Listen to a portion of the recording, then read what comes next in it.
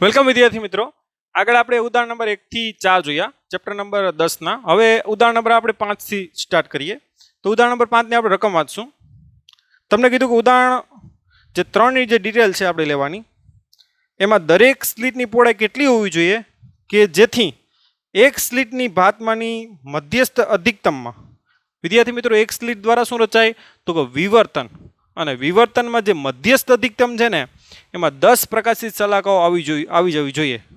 તો એક સ્લિટની પહોળાઈ કેટલી, અને દરેક સ્લિટની બદલે શું લખજો, એક સ્લિટની પહોળાઈ કેટલી હોવી જોઈએ જેથી એની વિવર્તનની ભાતના મધ્યસ્થ અધિકતમમાં 10 શું રચાય પ્રકાશિત. તો આ આપણી એ કન્ડિશન છે. તો આકૃતિ સ્વરૂપે સમજીએ એટલે વધારે ખ્યાલ આવશે. ઉદાહરણ નંબર 3 ની પહેલા તો ડિટેલ લઈ લઈએ આપણે. ઉદાહરણ 3 માં તમને આપેલ છે કે બે સ્લીટો વચ્ચેનું અંતર કેટલું છે તો કે 1 mm. સ્લીટથી પડદા વચ્ચેનું અંતર કેટલું છે 1 મીટર. તરંગ લંબાઈ અહીંયા કેટલી છે તો કે 500 નેનોમીટર. ઓકે, હવે તમને ક્વેશ્ચન જે પૂછ્યો એ જોઉં. તમને શું કીધું કે એક સ્લીટ દ્વારા શું રચાય તો કે વિવર્તન રચાય, અને વિવર્તનની ભાતની દાખલો કે માની લો કે આ વિવર્તનની ભાત, આ એનું શું છે તો કે મધ્યસ્થ અધિકતમ. ધ્યાન આપજો, એમાં શું રચાઈ જવો જોઈએ, આવી રીતે 10 પ્રકાશિત રચાઈ જવી જોઈએ. ધ્યાન આપજો, ઉપર 5 અને એ રીતે નીચે 5, એવી રીતે કેટલી 10 પ્રકાશિત શલાકાઓ રચાઈ જવી જોઈએ. તો એના માટે આ જે સ્લિટનું અંતર છે, દાખલા કે એને સ્મોલ એ કહી દઉં, એ કેટલું હોવું જોઈએ એ આપણે મેળવવાનું છે. પહેલાં તો આપણે આ અંતર મેળવી લઈએ. ધ્યાન આપજો, તો મધ્યસ્થ અધિકતમની પહોળાઈ ખબર છે, આપણે ખ્યાલ છે કે આ પ્રથમ ન્યૂનતમ છે. એના માટે શું લખાય ડી સાઇન થીટા બરાબર શું લખાય લેમ્બડા. માટે થીટા બરાબર શું લખાય લેમ્બડાના છેદમાં ડી, એટલે કે 2 થીટા બરાબર શું થાય 2 લેમ્બડાના છેદમાં ડી. આ શું આવી આપણે ટોપિકમાં પણ મેળવી લીધું, મધ્યસ્થ અધિકતમની શું આવી પહોળાઈ. હવે આ પહોળાઈમાં 10 પ્રકાશિત શલાકાઓ રચાવી જોઈએ. તો વિદ્યાર્થી મિત્રો 5મી પ્રકાશિત શલાકા અહીંયા હોવી જોઈએ. ધ્યાન આપજો, તો 5મી પ્રકાશિત માટે આ અંતર ગણ લઈએ, એનું આપણે ડબલ કરી નાખશું, આ x5 કહી દઈએ. 5મી પ્રકાશિત શલાકા માટે શું થાય તો કે ડી સાઇન થીટા, એના માટેનો ખૂણો છે આ થીટા 5મી પ્રકાશિતનો, બરાબર શું થાય તો કે 5 લેમ્બડા. થીટા નાનો હોય તો થીટા સાઇન થીટા બરાબર થીટા બરાબર શું લખાય 5 લેમ્બડાના છેદમાં ડી. ઓકે, આ વિદ્યાર્થી મિત્રો આપણે વિવર્તનમાં સ્લિટની પહોળાઈ એ લીધી. ધ્યાન આપજો, એટલે અહીંયા આવશે એ સ્મોલ એ. ધ્યાન આપજો, એટલે અહીંયા આવશે સ્મોલ એ. અને બે સ્લીટો છે, ધ્યાન આપજો, એમાં સ્લિટની પહોળાઈ બે ઉદ્ગમો વચ્ચેનો અંતર ડી છે. ધ્યાન આપજો, બરાબર શું થાય તો કે 5 લેમ્બડા. માટે થીટા બરાબર 5 લેમ્બડાના છેદમાં ડી. માટે 2 થીટા કોના માટે તો કે વ્યતિકરણ માટે. ધ્યાન આપજો, બરાબર શું થાય 10 લેમ્બડાના છેદમાં કેટલું થાય તો કે ડી. ધ્યાન આપજો, આ વિવર્તન માટે છે, અને આ શું છે વ્યતિકરણ. ઓકે, તો વિવર્તનની આ જે મધ્યસ્થ અધિકતમની પહોળાઈ છે એમાં 10 રચાઈ જવી જોઈએ, 5 ઉપર અને 5 નીચે. એટલે આ 5 ઉપરનું અંતર કેટલું થાય તો કે આટલું. હવે આ બંને 2 થીટા કેવા થવો જોઈએ સેમ. ખ્યાલ આવ્યો? એનો મતલબ શું થાય કે મધ્યસ્થ અધિકતમમાં 10 શું રચાઈ ગઈ પ્રકાશિત. હવે ધ્યાન આપજો, સમીકરણ 1 અને 2 ને સરખાવતા, સમીકરણ 1 અને 2 ને સરખાવતા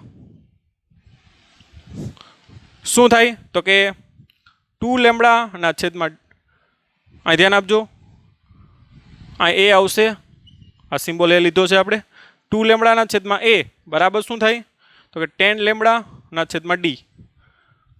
અહીં આવશે 5, આ લેમ્બડા લેમ્બડા પણ ઉડી જશે. માટે એ બરાબર શું થાય જે આપણે મેળવવાનો છે ડીના છેદમાં 5. ડી એટલે આપણે બે સ્લીટો વચ્ચેનું અંતર આપી દીધું 1 mm, એટલે 1/5 એટલે કે 0.2 mm. તો વિદ્યાર્થી મિત્રો એક સ્લિટની પહોળાઈ જે કેટલી હોવી જોઈએ તો કે 0.2 mm હોવી જોઈએ. તો એના મધ્યસ્થ અધિકતમમાં વ્યતિકરણના કેટલા તો કે 10 મહત્તમ એટલે 10 પ્રકાશિત શલાકાઓ આવી રીતે રચાઈ જશે. તો થોડોક સમજણવાળો દાખલો છે, વ્યવસ્થિત ધ્યાન આપજો. ઓકે, હવે આપણે આ ઉદાહરણ નંબર 3ની ડિટેલ છે, પણ આપણું ઉદાહરણ નંબર કયું છે આ 5. ઓકે, હવે ઉદાહરણ નંબર 6 જોઉં.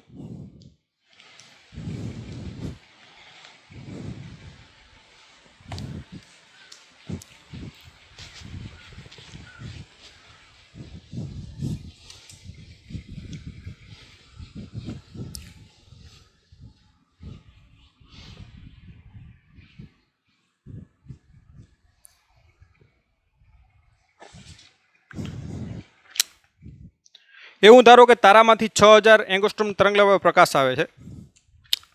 તારામાંથી જે પ્રકાશ આવે એની તરંગલંબાઈ 6000 એંગસ્ટ્રોમ છે, જેના ઓબ્જેક્ટિવનો વ્યાસ કેટલો છે તો કેપિટલ ડી કહી દો, જે આપણે થિયરીમાં લીધો હતો 100 ઇંચ છે વિદ્યાર્થી મિત્રો. તો ટેલિસ્કોપના વિભેદન સીમા કેટલી? વિભેદન સીમા એટલે વિદ્યાર્થી મિત્રો કોણીય વિભેદન પણ બોલાય. આ વિભેદન શક્તિ નથી પૂછી, વિભેદન સીમા અથવા તો કોણીય વિભેદન પૂછ્યું તમને, જે ઓછામાં ઓછો ખૂણો કે જેના માટે બે વસ્તુ કેવી દેખાય અલગ અલગ. તો આપણે થિયરીમાં એ યાદ કરજો. એટલે થીટા મિનિમમ મેળવવાનું છે તમારે. ઓકે વિદ્યાર્થી મિત્રો, 100 ઇંચ બરાબર શું થાય તો કે 1 ઇંચ બરાબર શું થાય તો કે 2.54 સેન્ટીમીટર. માટે 100 ઇંચ બરાબર કેટલા થાય તો 254 સેન્ટીમીટર બરાબર 2.54 મીટર. હવે આપણે ખબર છે બે વસ્તુ છૂટી છૂટી દેખાય એના માટે મેં રેલેનું તમને કીધું હતું કે થીટા મિનિમમ કેટલો હોવો જોઈએ તો કે 1.22 લેમ્બડાના છેદમાં કેપિટલ ડી. જે કેપિટલ ડી એટલે શું છે તો કે ઓબ્જેક્ટિવ લેન્સનો વ્યાસ જે આપી દીધો, લેમ્બડાએ આપી દીધી, કિંમત મૂકવાની છે બસ. આને જ આપણે કોણીય વિભેદન અથવા તો શું બોલાય વિભેદન સીમા બોલાય. તો એ થીટા મિનિમમ 1.22 લેમ્બડા બરાબર 6 × 10⁻⁷. 3 મીડિયા કાઢી નાખો 10⁻10 માં 3 જાય 10⁻7 ના છેદમાં ડી 2.54. માટે તમારો થીટા મિનિમમ ઓકે 1.22 × 6/2.54. તો એ આવશે વિદ્યાર્થી મિત્રો 2.88 એટલે કે 2.9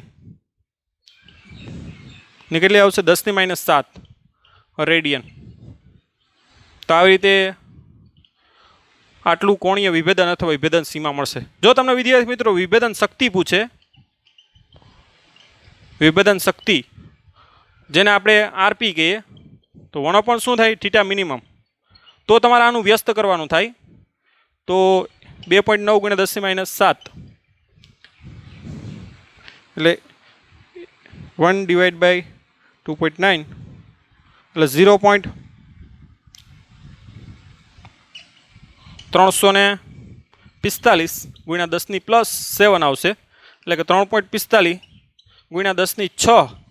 જો તમને વિભેદન શક્તિ પૂછે તો ધ્યાન આપજો, બરાબર. વિભેદન સીમા પૂછે તો આ જવાબ, વિભેદન શક્તિ પૂછે તો આ રીતે એટલું આગળ વધવાનું. ઓકે, તો આ થઈ ગયું ઉદાહરણ નંબર આપણું 7. હવે ઉદાહરણ નંબર 8 ઉપર આગળ વધીએ. સોરી 6 ઉદાહરણ. આ ઉદાહરણ નંબર 6 છે. હવે 7મું જુઓ.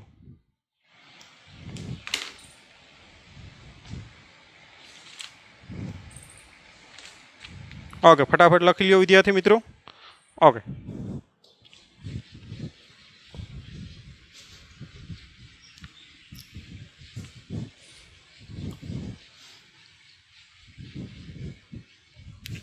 તમને કીધું કે જ્યારે અડચણની પહોળાઈ, કોઈ પણ દાખલા કે આ અડચણ છિદ્ર છે માનો, એની પહોળાઈ આ ડી બરાબર 3 mm માની લ્યો, તમને આપેલી જ છે. એ અડચણની પહોળાઈ 3 mm હોય અને તરંગ લંબાઈ દાખલા કે જે એમાંથી પ્રકાશ આવે એની તરંગ લંબાઈ 500 નેનોમીટર હોય તો કયા અંતર માટે કિરણ પ્રકાશશાસ્ત્ર એક સારી રીતે સનિકટતા એટલે કે લાગુ પાડી શકાય? ઓકે, જ્યાં સુધી પ્રકાશ વળે નહીં ત્યાં સુધી એને લાગુ પાડી શકાય. તો આપણે ખબર છે કે ફ્રેનલ અંતર સુધી આપણે પ્રકાશ વળતો નથી, તો ફ્રેનલ અંતર મેળવવાનું કીધું. ક્યાં સુધી કિરણ પ્રકાશશાસ્ત્ર લાગુ પાડી શકાય? તો આપણે થિયરી ઓલરેડી ભણાવેલ છે, વ્યવસ્થિત તમે જોઉં તો ફ્રેનલ અંતર ખબર છે આપણે ZF બોલીએ બરાબર d² શું થાય લેમ્બડા. એટલે d² એટલે તો કે સ્લિટની પહોળાઈ એટલે કે છિદ્રનું પહોળાઈ પણ કહી શકો. 3 × 10⁻³ એનો વર્ગના છેદમાં લેમ્બડા એટલે 5 × 10⁻9 માંથી 2 જાય તો કેટલી આવે? તો કે -7. આનો વર્ગ શું થાય? તો કે 9 × 10⁻6 છેદમાં 5 × 10⁻7. ઓકે, તો એ આવશે 90/5 એટલે કે આ 10⁻7 એટલે -1 વધે ઉપર આવે તો એટલે 90/, કેટલું આવે? 5. 18 × 5 કેટલા થાય? 90. એટલે વિદ્યાર્થી મિત્રો ફ્રેનલ અંતર કેટલું આવે? 18 મીટર. તો 18 મીટર સુધી પડદો તમે મૂકો ને સ્લીટ, પછી આ માનો કે આ સ્લીટ છે પહોળાઈ, 18 મીટર સુધી પ્રકાશ વાંકો વળવાનો નથી. 18 મીટર પછી જો તમે જોવો તો એ પ્રકાશ વાંકો વળે અને ત્યાં પછી આ અંતર પછી તમારે તરંગ પ્રકાશશાસ્ત્ર લેવું પડે. તો 18 મીટર સુધી તમે કિરણ પ્રકાશશાસ્ત્રને સન્નિકટતા છે એટલે કે લાગુ પડી શકે એ તમે કહી શકો. તો 18 મીટર એટલે બહુ વધારે અંતર કહેવાય. તો એનું કારણ શું છે કે આ સ્લિટની પહોળાઈ પણ કેવી છે? વધારે છે. તો સ્લિટની પહોળાઈ જો 3 mm પણ હોય ને તો પણ કિરણ પ્રકાશશાસ્ત્ર તમે ઘણા અંતર સુધી લાગુ પાડી શકો. એનો મતલબ કે એટલા અંતર સુધી પ્રકાશ તમારો વાંકો ના વળે. ઓકે, તો આ થઈ ગયું ઉદાહરણ તમારું 7. ઓકે, હવે ઉદાહરણ નંબર 8 જુઓ.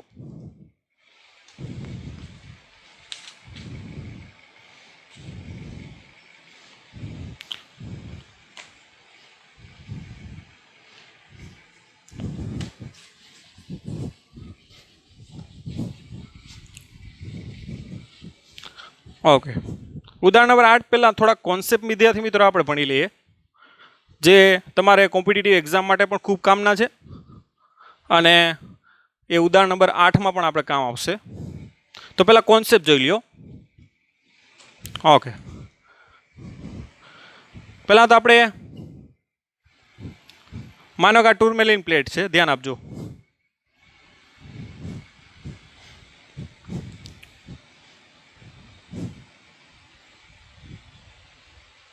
આ એની દગ અક્ષ છે. અહીંથી અધ્રુવિત પ્રકાશ આ રીતે આવે છે, ધ્યાન આપજો. માનો કે એની તીવ્રતા I0 છે. ઓકે, હવે તમને ખબર છે કે આ દગ અક્ષને સમાંતર કિરણ, આ દગ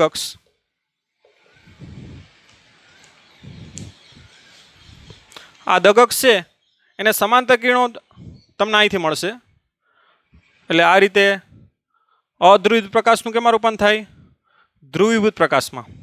ઓકે, અને આની તીવ્રતા કેટલી થાય એ આપણે પહેલાં મેળવી લઈએ. ધ્યાન આપજો.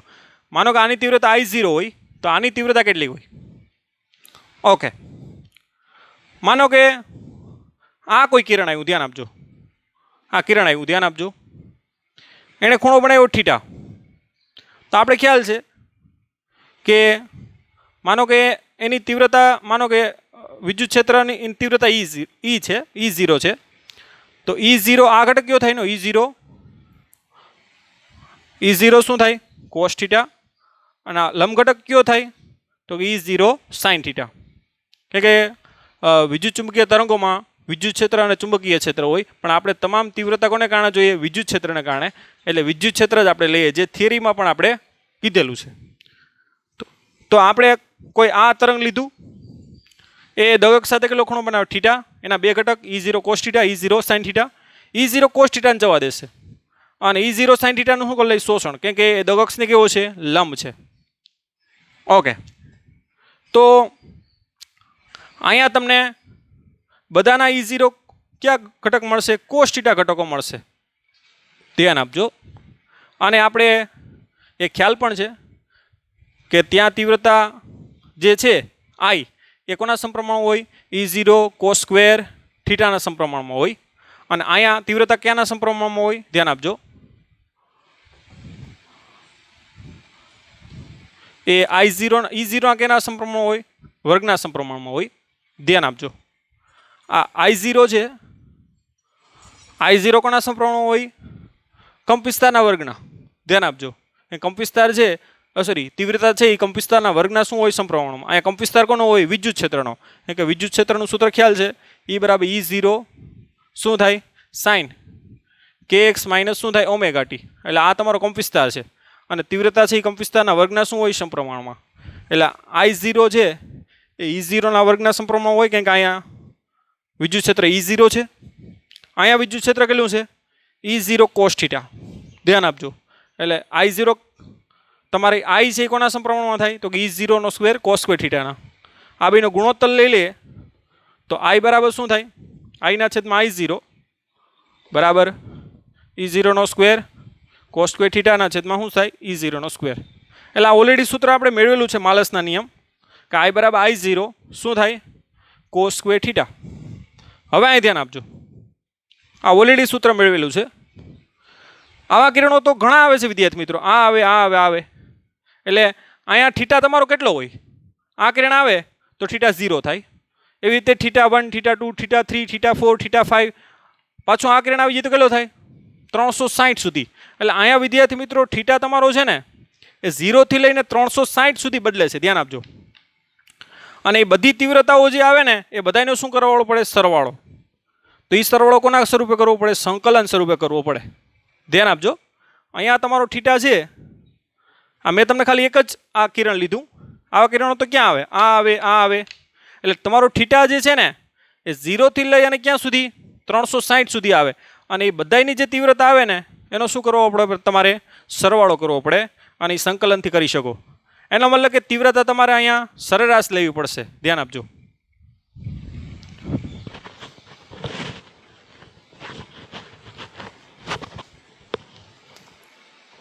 ઓકે, તો તમારે તીવ્રતા સરેરાશ લેવી પડશે. તો સરેરાશ તીવ્રતા I એવરેજ બરાબર શું થાય 0 થી 2π, 2π એટલે 360, I ના છેદમાં શું થાય, તો કે I બરાબર કિંમત જ મૂકી દઈએ, I0 cos square theta d theta ના છેદમાં 0 થી 2π d થીટા. સરેરાશ આપણે આ રીતે જ લઈએ છીએ, જે ધોરણ નંબર 11માં પણ શીખા છે. ઓકે, ચાલો હવે એનું સંકલન કરીએ. I0 તો અચળ છે, બહાર કાઢી નાખીએ. cos સ્ક્વેર થીટા બરાબર શું થાય સૂત્ર, 1 પ્લસ cos 2 થીટા ના છેદમાં 2 ઇન્ટુ d થીટા 0 થી 2π ના છેદમાં d થીટાનું સંકલન શું થાય, તો કે થીટા 0 થી 2π. તો I0 ના છેદમાં શું આવે, તો કે 2π માઇનસ 0 એટલે 2π, 2π માઇનસ 0 એટલે કેટલું થાય 2π. હવે આ બગડો પણ ગુણ નાખીએ એટલે કેટલું થઈ જાય 4π, ધ્યાન આપજો. આ બગડો અહીં બહાર લઈ લે એટલે 4π. ઓકે, 1 નું સંકલન શું થાય, તો કે થીટા સંકલન કેમ, લિમિટ ક્યાં 0 થી 2π પ્લસ cos 2 થીટાનું શું થાય sin 2 થીટા ના છેદમાં કેટલું થાય 2, ક્યાંથી ક્યાં સુધી 0 થી 2π. ઓકે, તો I0 ના છેદમાં 4π, આગળ થાય 2π માઇનસ 0 એટલે 2π પ્લસ આમાં તમે 2π મૂકો તો 4π, sin 4π કેટલું થાય 0 અને sin 0 પણ 0, એટલે આ કેવું થાય 0 મૂકી દેજો તમે, એટલે પાઈ પાઈ કેન્સલ, આ 2 એટલે I0/2. ઓકે, આ તમારે યાદ રાખવાનું છે, બરાબર, કે જો તમારી તીવ્રતા અહીંયા I0 હોય તો અહીંયા તમારી જે તીવ્રતા મળે એનાથી અડધી મળે, એટલે કે I0 બાય કેટલી મળે 2 મળે. આને I એવરેજ બોલ દઈએ. ઓકે, તો તમારી અહીંયા તીવ્રતા I0 હોય, ધ્યાન આપજો, તો અહીંયા તીવ્રતા કેટલી મળે I0/2 મળે. કે બધા જે આ છે એના બધા E0 cos ઘટકોનો સરવાળો કરો તમે તો એને કારણે જે તીવ્રતા મળે એ કેટલી મળે, તો કે I0/2, જે આ રીતે સંકલન સ્વરૂપે વિદ્યાર્થી મિત્રો મેળવવું પડે. તો આ એક કોન્સેપ્ટ તમે યાદ રાખજો. હવે એના ઉપરથી આપણે ઉદાહરણ નંબર 8 જોઈએ. ચાલો, તો આ ફટાફટ તમે લખી લ્યો, પછી ઉદાહરણ 8 જોઈએ આપણે. ઓકે,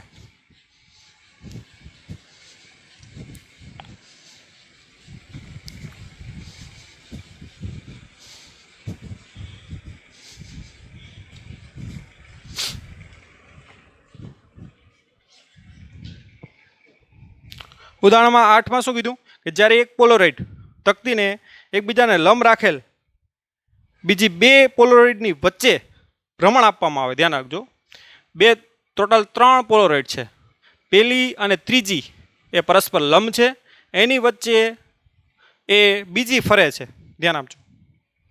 ત્યારે નિર્ગમન પામતા પ્રકાશની તીવ્રતાની ચર્ચા કરો, એટલે કે એનું સમીકરણ મેળવો. ઓકે, રકમ પહેલાં જુઓ. અહીંયા પહેલાં તો આ બે પોલોરાઇડ દો દઈએ આપણે. આ પોલોરાઇડ પહેલું અને આ ત્રીજું, ધ્યાન આપજો.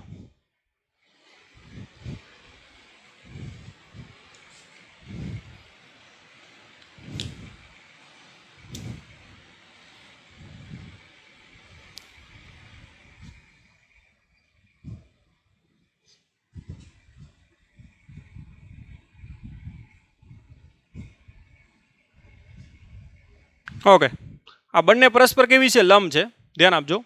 દોરવી થોડીક મુશ્કેલ છે કારણ કે આ આમ છે અને આ આમ છે. ઓકે, આ બંને વચ્ચેનો ખૂણો કેટલો છે? 90. આને પોલોરાઇડ P1 કહી દો, આને પોલોરાઇડ P2 કહી દો, સોરી P3 કહી દો, અને એની વચ્ચે એક બીજી રાખી, ધ્યાન આપજો, એ કોઈ એંગલ થીટા લઈ લો. એમાં આ P2 એ શું કરી રહી છે? આવી રીતે ભ્રમણ. આ આવી રીતે આમ છે, આ છે એના આમ લંબ છે, અને આ વચ્ચે શું કરી રહી છે? આમ ભ્રમણ. ઓકે, તો અહીંયા જે તીવ્રતા નીકળે લાસ્ટમાં, એની તીવ્રતાનું સૂત્ર આપણે મેળવવાનું. માનો કે તીવ્રતા અહીંયા I0 છે, અધ્રુવી પ્રકાશ આવે છે, અહીં ધ્યાન આપજો. તો હમણાં તમને કીધું એમ અહીં કેટલી થઈ જાય? I0/2. અહીંયા કેટલી થઈ જાય? ઓકે, અહીંયા તમે પહેલાં કહી દો, અહીંયા 1 ની બહાર નીકળે એટલે I1 કહી દો, અહીં 2 ની બહાર નીકળે એટલે I2 કહી દો, અને 3 ની બહાર નીકળે એટલે શું કહી દો? I3. ઓકે, I1 બરાબર ખબર છે, જરૂર પડે તો મને ખબર છે I0/2 થાય, પણ આમાં જરૂર નહીં પડે. તો I3 નું આપણે સૂત્ર મેળવવાનું. ઓકે, આની નાની વચ્ચેનો ખૂણો કેટલો? P1 અને P3 વચ્ચેનો ખૂણો કેટલો છે? 90 છે. માનો કે P1 અને P2 વચ્ચેનો ખૂણો થીટા હોય, દગ અક્ષ વચ્ચેનો ખૂણો કેટલો હોય? થીટા. આ P1 ની દગ અક્ષ અને આ P2 ની આ વચ્ચેનો ખૂણો કેટલો? આ થીટા. તો વિદ્યાર્થી મિત્રો, આની આની વચ્ચેનો ખૂણો કેટલો થાય? તો કે 90 - થીટા. કારણ કે આની આની વચ્ચેનો ખૂણો કેટલો છે? તો કે 90. તો આ થીટા હોય તો P1 અને P2 વચ્ચેનો ખૂણો થીટા હોય, દગ અક્ષ વચ્ચેનો, તો P2 અને P3 વચ્ચેનો ખૂણો કેટલો થાય?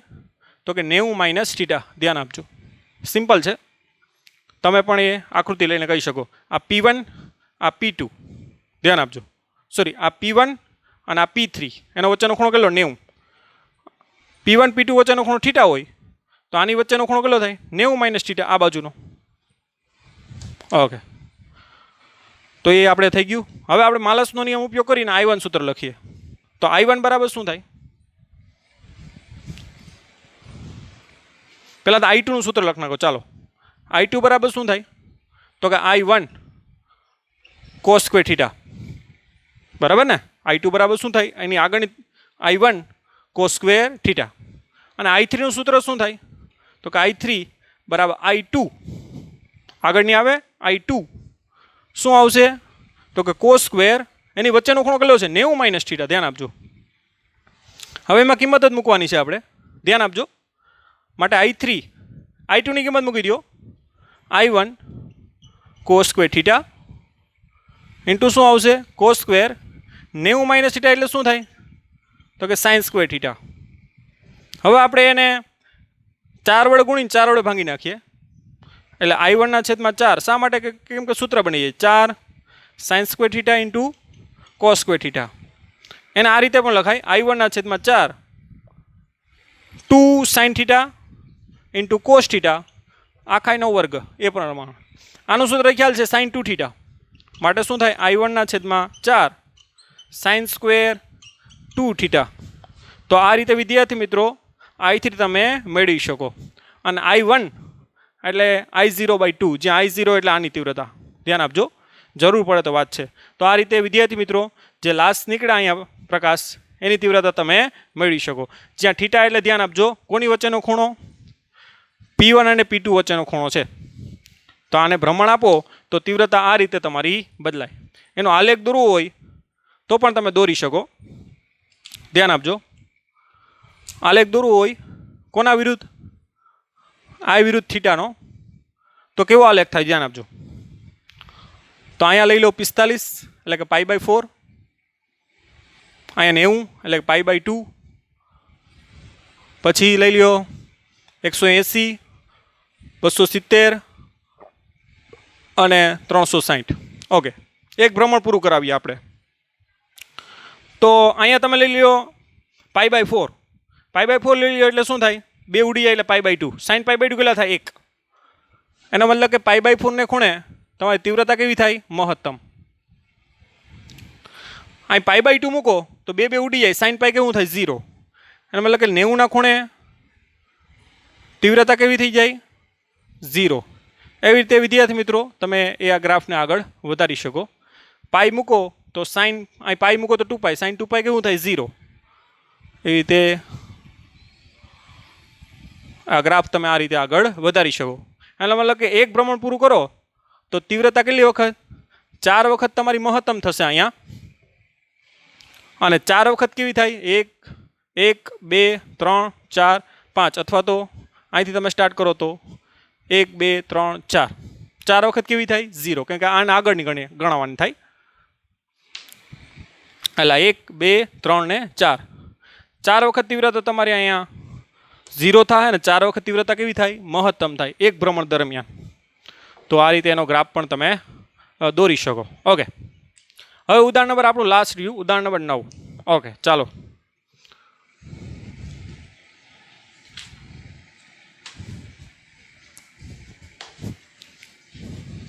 વિદ્યાર્થી મિત્રો, આમાંથી નીટના ક્વેશ્ચનો ઘણા પૂછાઈ ગયેલા છે, એટલે આ ટોપિક તમે વ્યવસ્થિત રીતે નીટ લેવલે કરજો અને આના જે ક્વેશ્ચનો છે એની વધારે પ્રેક્ટિસ કરજો.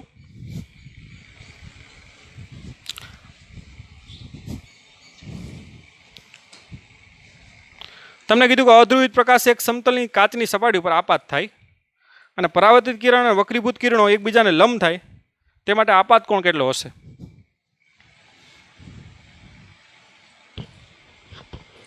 ઓકે, એક સમતલ કાચની સપાટી છે, એના ઉપર અધ્રુવિત પ્રકાશ આપાત થાય.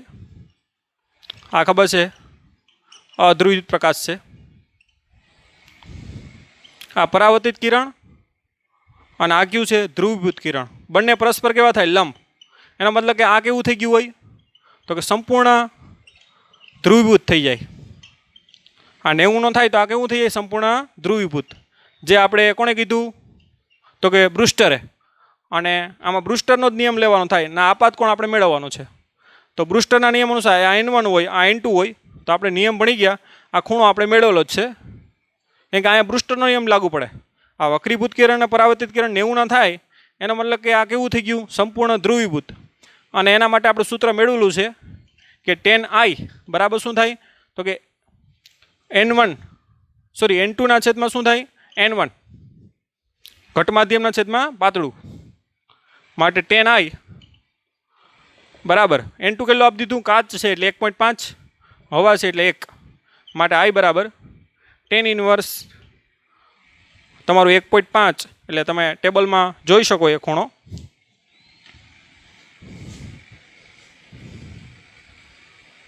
tan inverse 1.5. આમ તો ખબર જ છે આપણે કે 57 નો ખૂણો થાય છે, કારણ કે tan ઇન્વર્સ આપણે 3/2 બરાબર કેટલો ખૂણો થાય, 57 નો. તો આ રીતે વિદ્યાર્થી મિત્રો આપાત કોણ તમારો 57 નો મળશે.